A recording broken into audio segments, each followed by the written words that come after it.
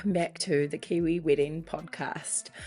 Oh my gosh, guys, I've tried to record this so many times, but I am sick, so I'm sorry if I sound like a preteen boy, but here we are. I'm losing my voice, which is not ideal, but I just had to quickly record this intro. If this is your first time listening, welcome. My name is Lydia. I'm a wedding photographer and your host. On this episode, I chatted to the lovely Claudia. She got married down in the Hawke's Bay with an amazing lineup of vendors. They had a really beautiful day, so make sure you pop on over to Instagram and check out some photos. I was perfectly fine when we recorded, so don't worry, it will sound better. If you're also fighting off another virus, I feel you, and hopefully this is it for the year. So not fun. Anyway, this was a great chat. Enjoy episode 64 with Claudia. Hi, Claudia. Thank you so much for coming on the podcast with me today. So excited to chat all about your wedding. Yeah, thank you so much for having me. I'm looking forward to being able to talk about it. I feel like I haven't thought about it in a while, so it'd be nice. Nice to reminisce for sure. To get started with, if you could just tell me a bit about you and your partner, how you guys met and your life together. Yeah, so Quinn is my partner, husband. We met on funny old Instagram kind of. It's a bit of a longer story. We both filmed the Bachelor TV show on separate seasons. And so we had this mutual, connection in that way. I messaged him on Instagram and he responded, and it was pretty much all go from there. My life very quickly changed. I moved down to Hawke's Bay to be with him. So he was down here. I'm from Auckland. And gosh, I don't know the timeline, but maybe about a year later, we got pregnant with our little girl, Elodie, who's now almost 2. So yeah, we're now living down in Hawke's Bay. We've got lots of hobbies, mostly Quinn's hobbies. He's avid jet boater, speedway, anything kind of with expensive motor he is into. So those kind of became the things that I was into, and yeah, that's us really. Nice, love that. And so you guys were together quite a while, had your beautiful little girl, and then got engaged. Can you tell us a bit about your proposal story? Yeah, so Elodie was maybe about 4 months old, and we hadn't had a night away from her yet, like very common. And obviously, just having a newborn is a wild time. So he called me one day and he said, like, I really want to take you away one night. Like, are you okay with leaving Elodie for the night? Like, mum will take her. I'm not telling you what's happening, but just making sure, are you okay with that? And I was like, yeah, okay, that's all right. And then I said, like, what do I need to bring? And he was like, just a couple really nice outfits. And I was like, what do you mean? I'm like, well, is this outfit nice enough? And he's maybe a bit nicer than that. And I was like, oh gosh. So then I started talking to some of my girlfriends down here, and they were like, he's going to propose to you. And I just thought, nah, I can read Quinn so well, like, and he's not giving me anything that makes me feel like that's happening. And so pretty much we came down to the day, we packed a bag. He put all of his stuff into my bag, so we had the same bag. So I kind of thought to myself, well, he's got nothing extra on him. And as far as I was aware, he wasn't holding anything extra on his body either. So we went to Craigie Range, a really, really beautiful winery down here in Hawke's Bay. And he told me we were staying there for the night. We started our afternoon with like a bit of wine tasting. And it had started raining. And while we were in this wine tasting, he was acting a bit funny. And I thought, something's a bit off now, like he's a bit strange. And he went off to the bathroom and he was gone for the longest time. And I thought, now something's definitely off. And then he came back and he suggested that we went for a walk. And of course it was raining, so he had gone and bought an umbrella as well. And meanwhile, while he'd been away for that long period of time, he was on the phone to his cousin, who is a bit of a content, his career is pretty much doing content creation, Misfit Productions. And he was on the phone to his cousin, and they were changing their plan of attack. They'd already planned that he was going to propose somewhere else in the winery, but couldn't do that. So yeah, they were just changing their plan. We went for a walk, and I kind of then had an idea like something was going on here. And then Quinn started saying all these really nice things, but was stuttering. And I just thought, like, where are you going with this? Like, come on, come out and say it. And then, yeah, he got down on one knee in the rain. We had a nice umbrella. And then, yeah, he got down on one knee and he proposed to me. And then I hear a little like clicking in the background, and his cousin had been hiding behind the vines. So he came out and got a few photos and videos and all that, which was really cool. Popped the question, and then yeah, we went back to our wine tasting, had a bit more bubbles. We went out for dinner there at Craigie Range, and then stayed there the night. And then yeah, that was our story. So lovely and so special just to have that time together. Is yeah, I know it would have been a hectic 4 months before Yeah, that, but yeah, what a way to celebrate. yeah, it was a lot of fun. Love it. And had you always been one of those girls that dreamed about your wedding, what it would look like? Did you have a specific vision in mind? What was that sort of starting process, finding a venue? I always knew I'd love to be married, but I never had any idea what that was going to look like. I never had any Pinterest board or anything like that growing up looking, yeah, at what I wanted it to look like. But after that, when we did start to think about how we wanted our wedding to go, we knew down here in Hawke's Bay we were very spoiled for choice with venues, with lots of wineries and all that. But we didn't really want to do that. We didn't want to do what kind of everyone else had done. And it was really important for us that we kind of had as much of our own say as possible. Like we with choosing what it looked like. Like we knew if we went to a winery, we would have to drink their drinks and have their food and stuff like that. So we did then opt for a marquee wedding. And when I've been going on Pinterest, I started seeing all those beautiful, clear, like white marquees. So we went for that. And I remember my way of kind of pitching that to Quinn was I thought we would save money doing that. Doing all our own planning would save us. We'll get to that, but it definitely did not. And then I really liked the look of I really wanted some like an estate feel. I really liked the look of having like a beautiful house and having the marquee at the beautiful house. And the first venue I had looked at was a very expensive venue down here. It is pristine, like they almost like looks like they cut the hedges just with like scissors by hand. Like it is perfect. And I'd looked into there and got the price for that, and there was no way. Then I looked at another venue called the River House, and that was another just beautiful house, beautiful grounds. It had its own vineyard there as well, and it was on the river.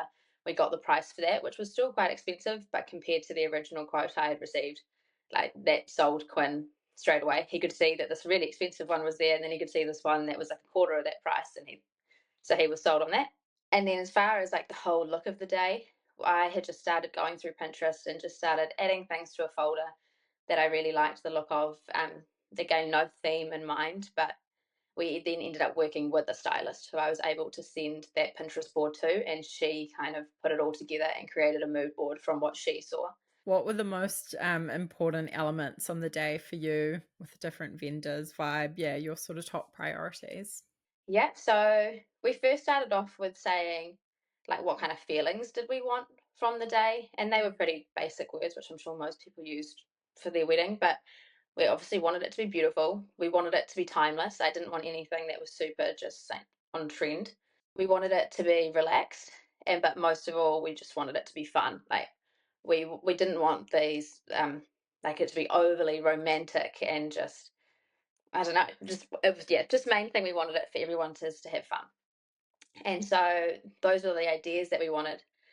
And then when it went into vendors and kind of what was the most important things we wanted out of there, one of the very first things that we booked was our videographer, Zach from Flat Rock Films, because he was pretty much the epitome of fun, like compared to Yeah. other videographers where it's all really like slow and romantic. Like that's beautiful, but that just was not the feeling we wanted from our day. And if you've seen any of his stuff, which I'm sure you have, like his things are just so epic.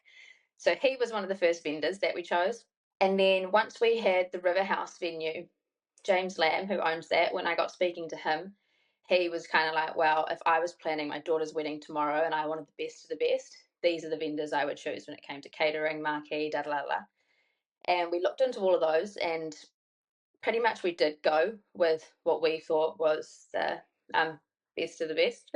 But sorry, going back to your question on what were the most important things, it was so out of the vendors, it definitely was to create that fun. We needed like really good music.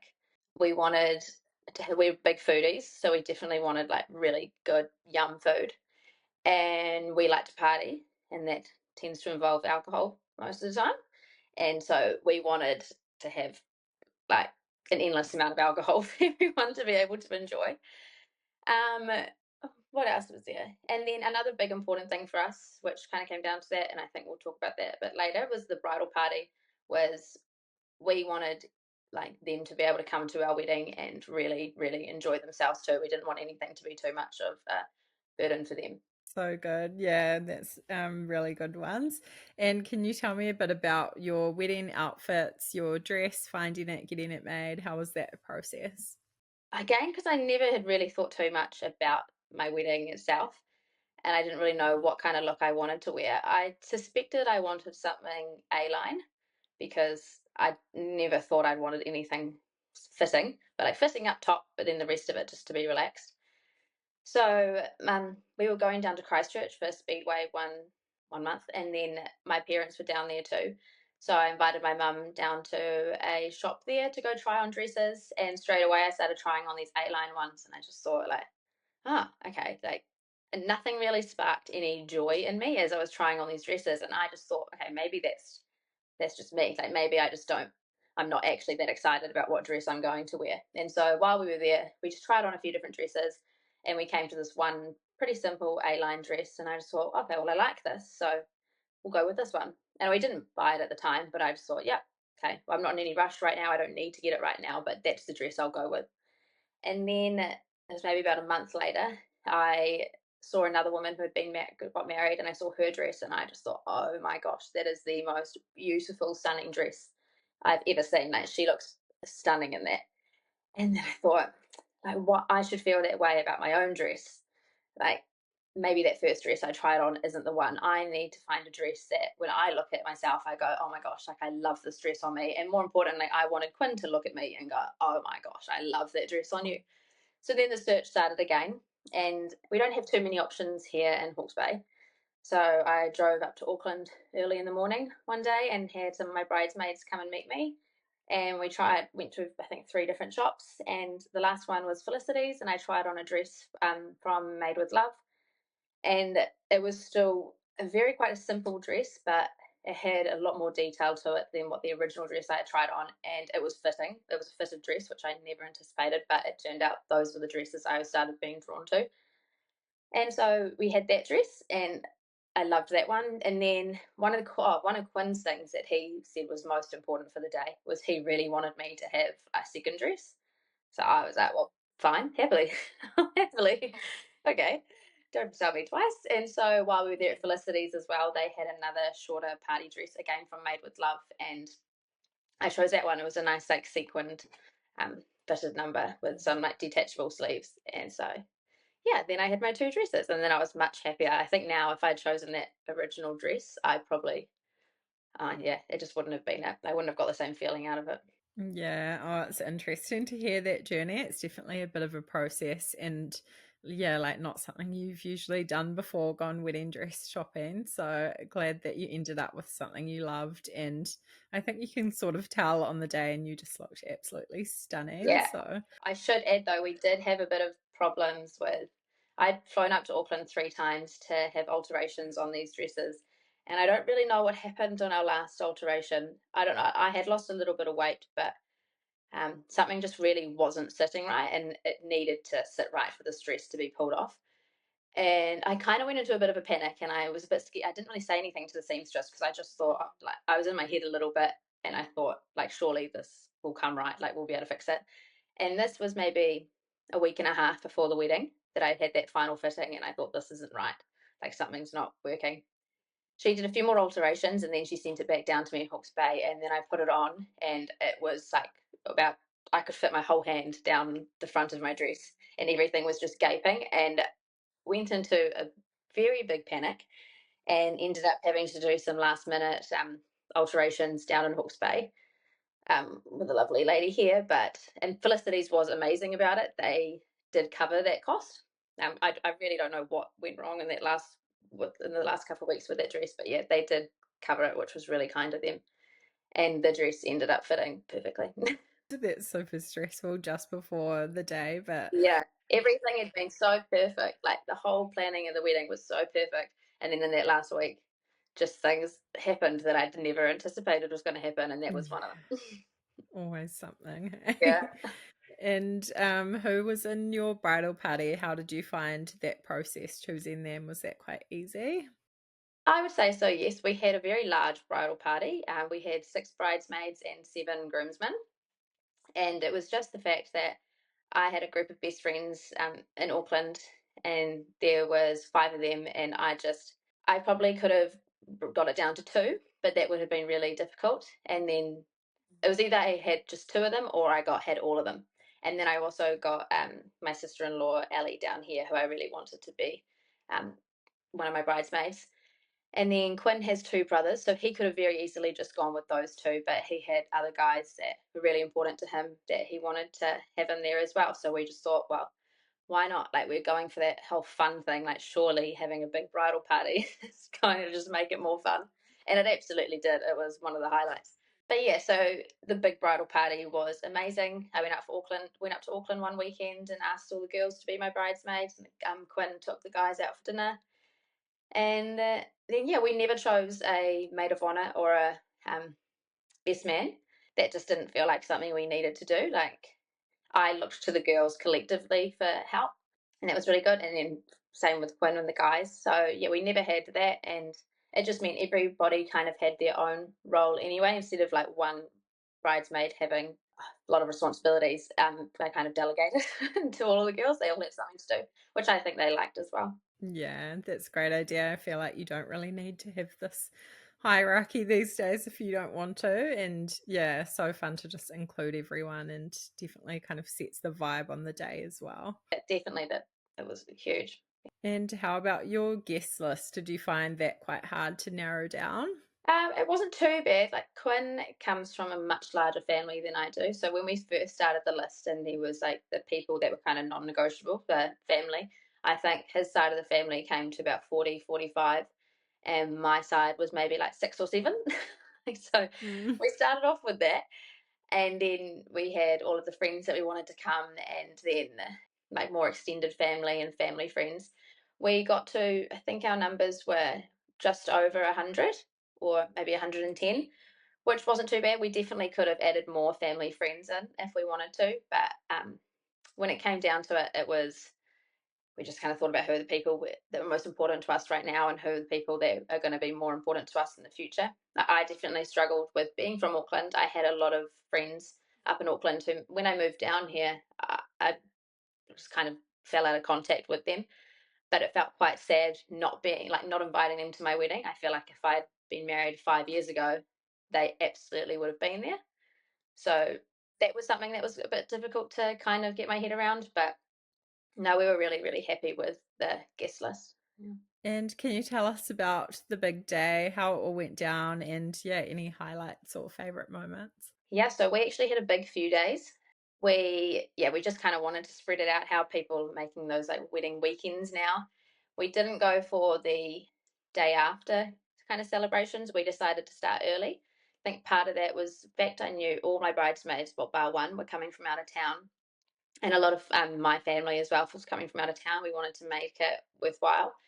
So we had a wedding on a Saturday. We started the celebrations on the Thursday. So the Thursday, the boys that could, they all went out jet boating. And so while I was kind of running around, like getting everything sorted, they were out jet boating. And then throughout the day, my girls started to fly into Hawke's Bay. And then that Thursday night, we had at our house like a we got catering over, and it was a lot more of a relaxed kind of barbecue styled catering. It was a pork roast on the spit, and we had all of our bridal party here and their partners and our immediate family. And we didn't want anything to be too much of a burden or too much of a big expense for our party. We hired 2 lots of accommodation throughout the whole weekend. So we had the bridesmaid house, which slept about 10, and then we had the groomsmen house. And we split up the bridal party on the Thursday night, so everyone had somewhere to stay, like with their partners. And then Friday morning we met for our rehearsal, and then the boys and girls went off separately. So the boys, I think they went out for lunch and went and played golf and did all that. And us girls, we went over to Black Barn and had a really nice lunch. everyone ended up, well, us girls ended up getting quite boozed, and so we ended up having to get the boys to come pick us up. And so they came and picked us up and took us back to our bridesmaid house. And so then we were just all there and we just kind of carried on drinking. We ended up having Zach, our videographer, and our photographer, Jackson. They came over to our house that afternoon and started like just to meet everybody and got some content as well for us, which was really cool. They got some really cool footage. And then yeah, we had the boys went back to theirs and they had some drinks and dinner and whatnot. Us girls, we just had a really chill dinner, did all the things we needed to do, washed our hair, steamed our dresses and all that. And then we woke up on the Saturday morning. The boys, I mean, there's photos of them just like throwing a rugby ball around. They had both the wedding cars there, and one of our wedding cars was Quinn's dad's old school, like Zephyr, which is a beautiful, like baby blue car. There's photos of them doing like skids in the paddock, like in that whatever. I didn't find that out till after because that was an Airbnb, so I wasn't too pleased about that. But and us girls, we were just making like cups of tea. I think I went out on Saturday morning when it was still dark. Where we were, the bridesmaid house was a really beautiful location, and it was over a valley. And you could kind of see the sunrise, and you could hear all these chickens and roosters going off.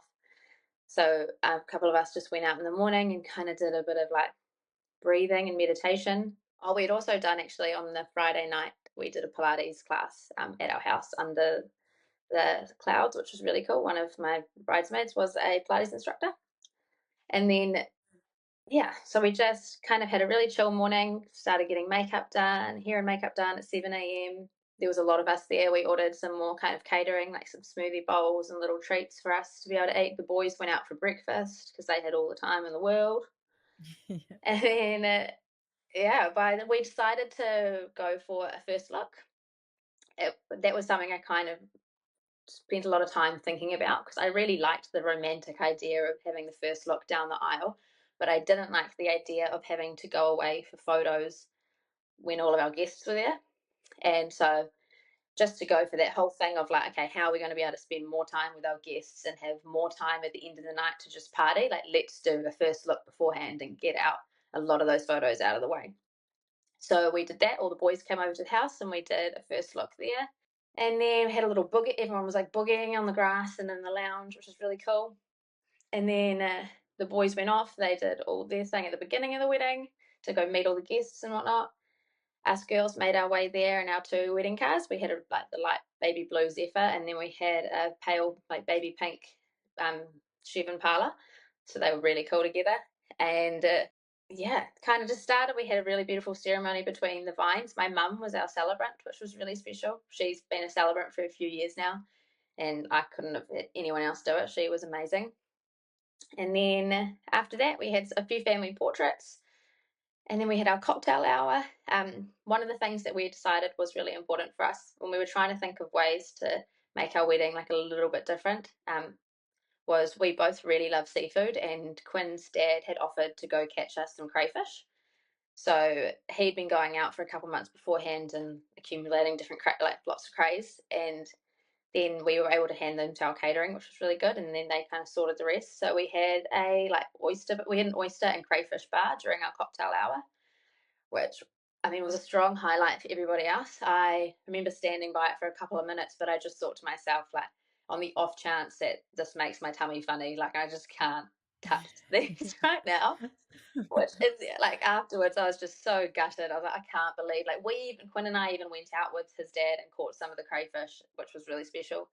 But I just thought I can't believe I didn't even eat any of it. Like, I was really gutted with myself.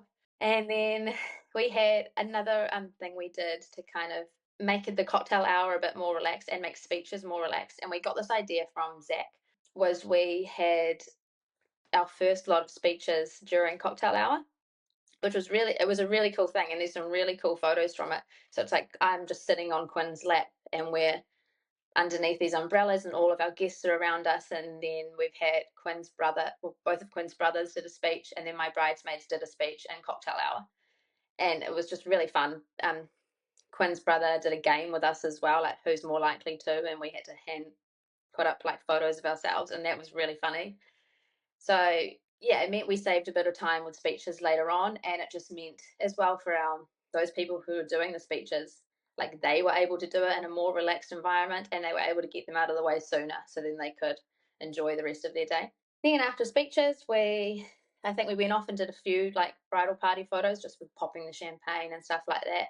And then we just went into the reception and we had a really lovely like sit down meal from Orton's. That probably would be one of the only things I would have changed. Not working with Orton's, loved working with Orton's. Their food was amazing. But just having the sit down dinner probably didn't go or didn't align so much with the core values that we wanted. Like I probably might have done a bit more of a like roving canapé style. Definitely wanted everyone to be like well fed, but I don't think we needed the like proper sit down. I'm sure some people would have really liked it, but I think for us it might have worked better to have those roving canapes.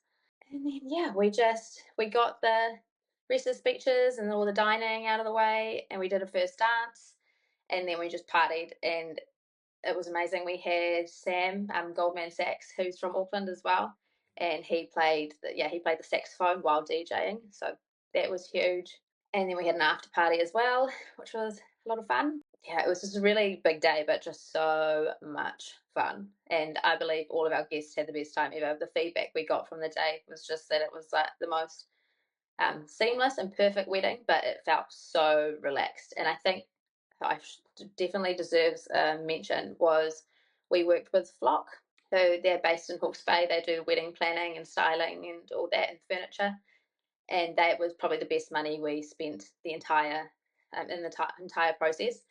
We When we made the decision of wanting to do a marquee wedding, I thought, well, I can't do this by myself. Like I didn't know too much about planning a wedding, but I had gathered from other people that like I didn't want to be running the day, and I didn't want a family member to be running the day either. So that was kind of how I pitched that one to Quinn and just said like I don't need a planner. I'm definitely more than capable of planning the wedding myself. But the package that we got with Flock was styling and coordination. So when, like I said earlier, I sent my Pinterest board to one of the stylists at Flock.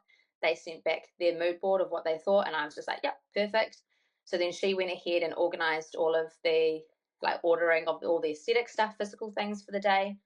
And then I planned everything else. And then about a month and a half out from the wedding, I met with one of the planners coordinators, and we just went through a whole big spreadsheet. I handed over all of the details I had planned, and she then took over everything from there. So it meant that last month, that was just anything that did arise, like they kind of dealt with it, and they confirmed everything with the vendors and put together a big run sheet for everybody. And so that was amazing. Like I don't think the day would have been so seamless and wouldn't have been so relaxing and fun for myself if we hadn't been in a position to be able to use those guys. Yeah, it's definitely a key vendor, and I know they're amazing at what they do. Oh, good.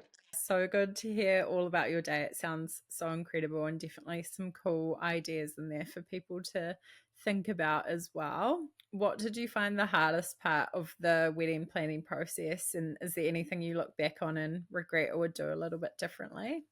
One thing I found difficult was just budget, sticking to budget. I think at the beginning of it, when we started talking about what we wanted for the wedding, Quinn had said, like, okay, your budget is like 60,000. And in the back of my head, and I absolutely know that you can definitely do a wedding with 60,000, but I just kind of had this idea like I'm not going to be able to do what what we're envisioning with that money. And so I kind of pushing him up, and I think I managed to push him up to like 70. And then we're really lucky that my parents gave us 10,000 as well. So I was like, okay, 80. And he was like, yeah, but don't you dare go over that. And I had this spreadsheet on Excel that every time I confirmed something, I put it in there and would put in like how much we'd paid and then what was left. And it very quickly got to like 80. And I thought, oh my gosh, we haven't even booked this, that. And I kind of just had to like weekly check in with Quinn and say, like, this is what we're looking at. And he'd be giving me the side eye, like, that's too much, Claudia. Like, what are you doing?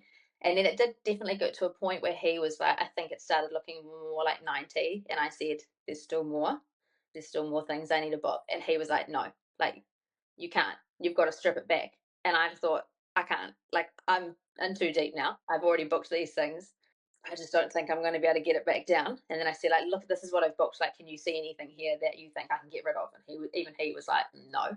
So that was definitely the hardest part. We went well over budget.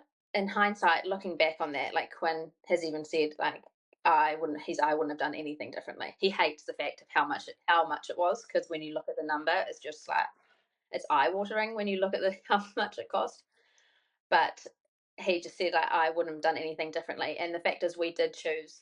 There was nothing that we wanted to do that we didn't end up doing. Like everything we wanted was there, and that was what made the day just so special for us. What made an easier way of managing the budget was we were lucky because of Quinn's work. He kind of gave me a set amount of money each month that I could use to like start paying off the vendors. So that was a really nice way of doing it and kind of ease the stress. Like every month he'd give me this amount of money and then I would go and pay these vendors. And then the vendors also really appreciated it as well. I think because they obviously get most of their money over a certain like over the wedding period. It was nice to receive some money in the off season as well. So I think that helped keep the vendors happy as well. But yeah, I'd say the money was definitely the hard part. Um, and probably something I realized I did was well, kind of two things. I said I rushed into making a few decisions that ended up like costing us more in the end. And that was some like that, for example, the dresses that my bridesmaids wore. I very early on had chosen what styles I wanted them to wear. There was three different styles, and I think only one of those styles ended up actually being worn on the day. And that was just me. That's just my personality. Like I just had this idea and I kind of rushed into it. So I felt sorry for my bridesmaids in that way. And then the other thing was I discovered I was quite a people pleaser. So I think because we had such a large bridal party and I didn't want to upset anybody or disappoint anyone. And so I often sought opinions of other people, particularly the bridal party. And then because of that, nothing ever really got anywhere. Like I would say like what I wanted them to wear, like shoes, for example. I remember I said like, oh, I'd really like you to wear this style of shoe. And then someone's opinion came in, and then I started going off that. And so it just all got a bit too confusing. So realizing that yeah, I was a people pleaser and that I needed to just kind of stand my own ground and go with what like I wanted. Yeah.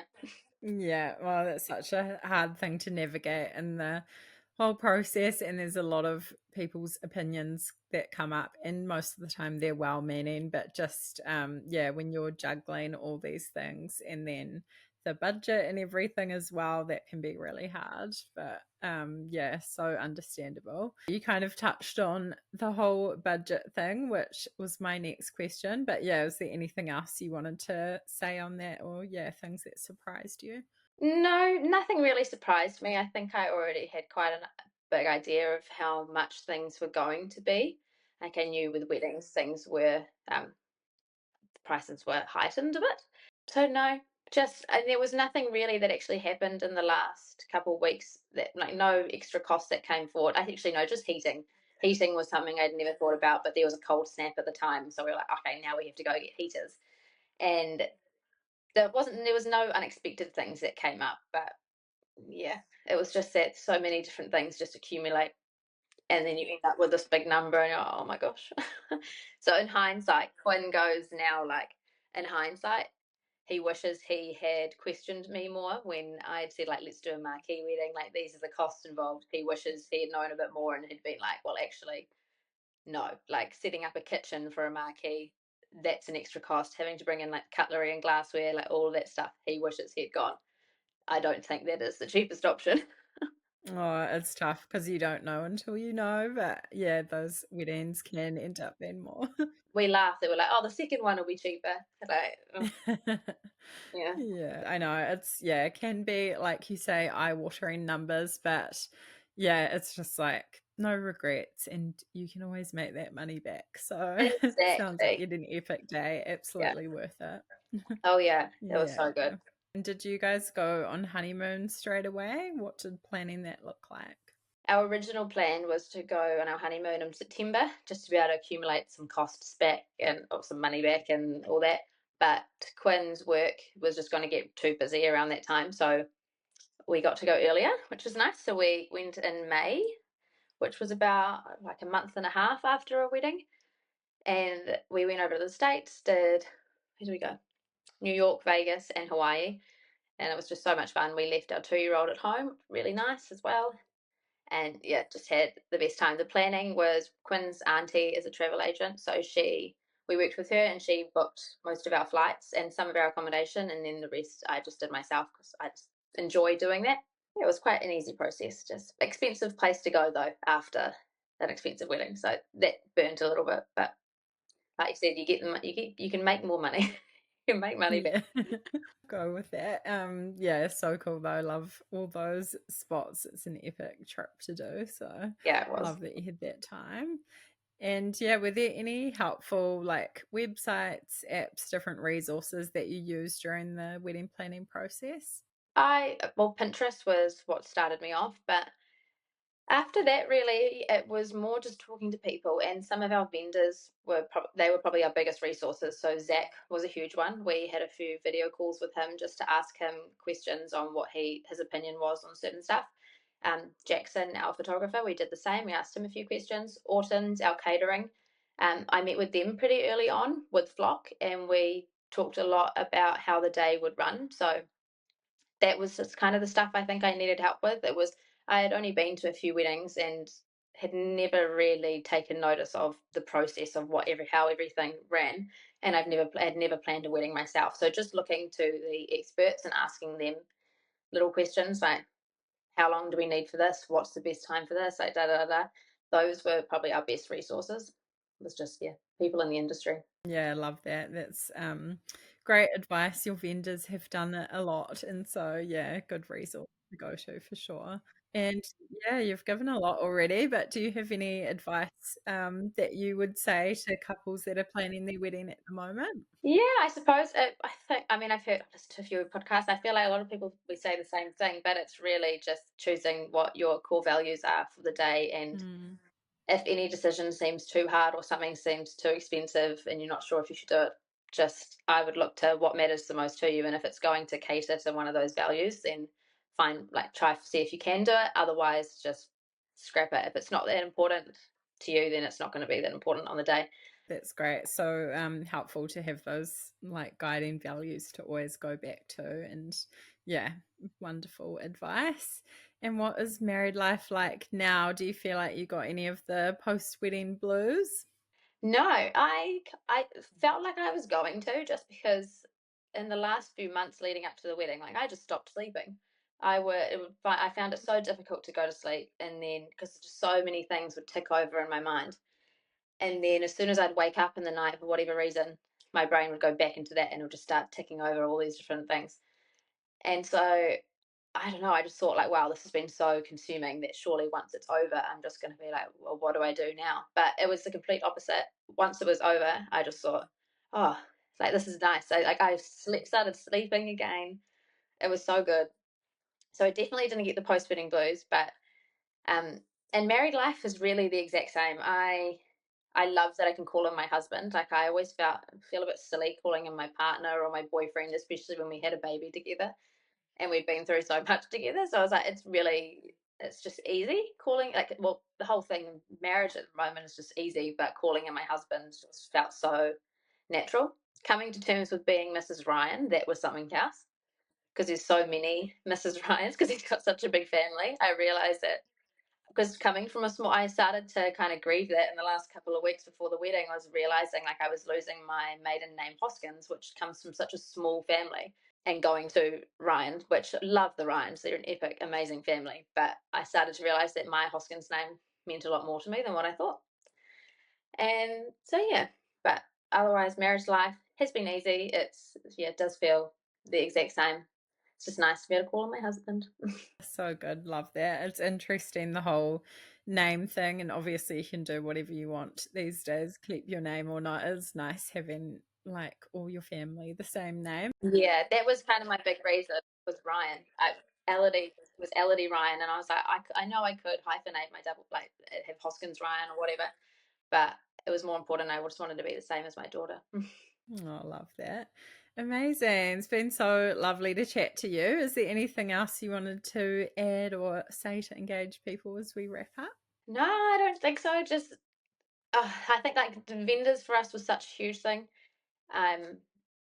Like really do look into them, and we chose a lot of our vendors from out of town, which was really, really cool. But everyone we had just added so much to the vibe. Like Jackson and Zach were the two biggest hype men ever. They were amazing. So if you're looking for a fun wedding, I would absolutely recommend those two together. It's just the best time ever.